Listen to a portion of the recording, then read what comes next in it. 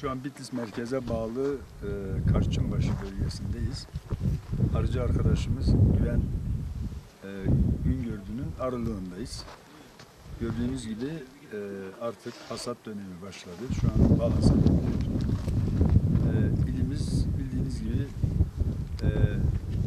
oldukça eski bir geleneği olan, balcılık ve arıcılık geleneği olan bir merkez. Yaklaşık 1000 yıllık bir geleneği var. Elimizde kara kovan dediğimiz konvansiyonel kovanlar ve modern kovanlarla arıcılık yapılmaktadır. Arıcılarımızın bir kısmı gezgin arıcıdır. Kışı Akdeniz illerinde geçiriyor. Diğer bir kısmı ise Bitlis çevresinde kışlıyor. Kara kovanların hasadına henüz 2 ay var. Havalar soğuduktan sonra bunlar hasat edilecek. İlimizde yaklaşık 240 bin civarında arılı kovan varlığımız var. Yaklaşık 1000'in üzerinde işletmemiz var. Amatör olarak bunu yapanların haricinde Türkiye'nin çeşitli illerinden ilimize gelip arıcılık faaliyetinde bulunan arıcı kardeşlerimiz var. Bunlarla birlikte yaklaşık olarak 3000 ton civarında bir bal üretimi her yıl gerçekleşmektedir. Tabii bu yıllara göre bazen değişebiliyor. İklim şartlarından, mevsim şartlarına göre değişebilir. Bu yılda elimizde iklim şartları sebebiyle çok öyle eskiden olduğu gibi istenilen düzeyde bir verim elde edilemedi. Özellikle işte bu güney rüzgarlarının olması, ilkbaharın soğuk geçmesi bal arılarını etkiledi. Umarım ileriki yıllarda bunu telafi ederiz. Bitlis iklim, coğrafya ve flora zenginliği bakımından önemli bir arıcılık merkezidir. Bitlis'te zengin bir flora olduğu için ve yüksek yayla balı üretiminin merkezi olduğu için ballarımız oldukça kalitelidir. Birçok dünyadaki uluslararası yarışmada, platformlarda Bitlis balı hemen hemen her yıl ödüller almaktadır. Bu yılda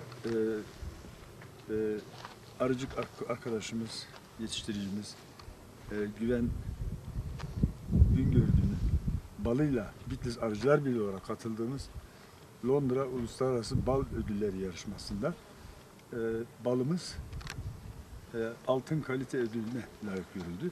Bunun için 47.si İstanbul'da yapılan Apimondia Dünya Arıcılık Kongresi'nde de bir ödül töreni yapıldı. Kendi organizasyon bizim ödüllerimizi bize takdim etti.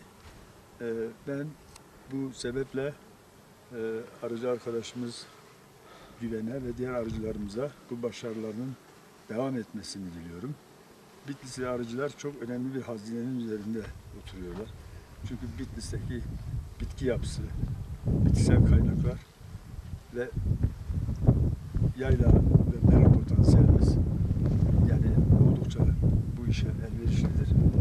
Arıcı arkadaşlarımızın istedikleri takdirde ve imkan kendilerine verildiği takdirde bu tür uluslararası platformlarda daha iyi dereceler alacaklarına inanıyorum. 5 yıldır babadan kalan bir meslekten bize devam eden bir şekilde arıcılık yapıyoruz. 2500 rakımlı Karşıbaşı denen yaylada hep yazın burada konaklarız. Endemik bitkilerin olduğu yerde Bitlis balı üretiyoruz. Bir sürü yarışmada ödül almıştık ama en prestijli ödülümüz bu oldu. Sayın Başkanım işte Bitlis Arıcılar Birliği adına bizim ürünümüzü alarak tüm hazırlıkları kendi yaparak gönderdi. Bu bal ürün bütün şeylerden geçerek laboratuvar ortamlarından geçtikten sonra Altın Bal, Londra'daki Altın Bal ödülüne layık görüldü. Bu bir 2 aylık süreçti. Bu 47. düzenlenen Apio Mondia kongresinde tören düzenlenerek ödülümüzü verdiler. Biz bu ödülü Bitlis arıcısı adına, Bitlis balı adına aldık. Yani kendimizi tabii kendi firmamız adına da aldık da en çok Bitlis balının marka değerine ulaşacağına inanıyorum ben.